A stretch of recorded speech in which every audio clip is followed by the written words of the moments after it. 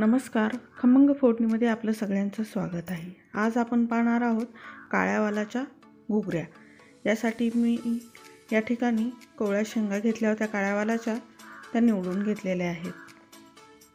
पाहू शकता काळ्या जांभळ्या असे दाणे निघालेले आहेत. कोवळ्या शेंगा आहेत त्यामुळे.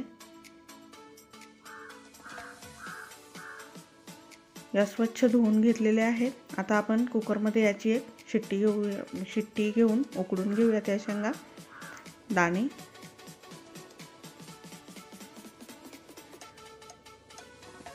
आपल्या काळ्या वालाच्या घुगऱ्या चांगल्या शिजलेल्या आहेत. आता आपण यासाठी लागणारा मसाला पाहूयात. या ठिकाणी मी 1 इंच आलं घेतलेलं आहे, थोडं खोबरं घेतलेलं आहे, कोथिंबीर, शेंगदाणे, 7-8 लसणाच्या पाकळ्या आणि 6 हिरव्या मिरच्या घेतलेल्या आहेत. मिरच्या तुम्ही तुमच्या आवडीनुसार तुम्हाला जेवढं तिखट लागतं त्या प्रमाणात घेऊ शकता. या ठिकाणी आपण खोबरं, आलं आणि लसूण याचं वाटण सुरुवातीला करून घेणार आहोत.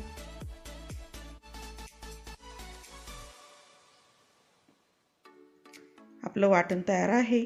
या ठिकाणी आपण 2 चमचे काढून घेऊयात बाजूला आणि त्याच भांड्यामध्ये आपण हिरवी मिरची, कोथिंबीर आणि शेंगदाणे याचं वाटण तयार करून घेऊयात. वाटताना थोडंसं पाणी घ्यायचं आहे. या ठिकाणी पाहू शकता आपला हिरवा मसाला सुद्धा तयार झालेला आहे. आता आपण याला फोडणी देऊन घेऊयात. खमंग अशी फोडणी द्यायची आहे.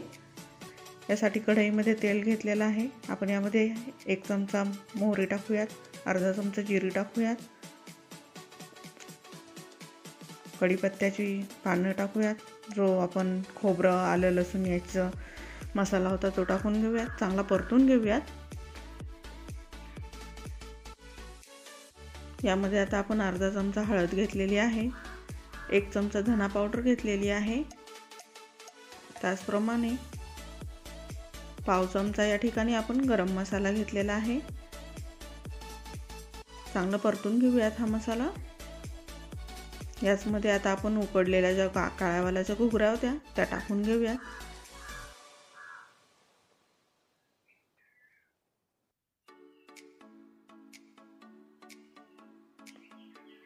त्याचमध्ये आता आपण जे हिरवं वाटण वाटून घेतलेलं होतं ते टाकून घेऊयात. मिक्सरचं भांडं सुद्धा या ठिकाणी धुवून घ्यायचं आहे. आपल्याला जेवढा पातळ रस्सा हवा आहे त्या प्रमाणामध्ये आपण रस्सा करू शकतो. चवीनुसार मीठ टाकून घ्यायचं आहे.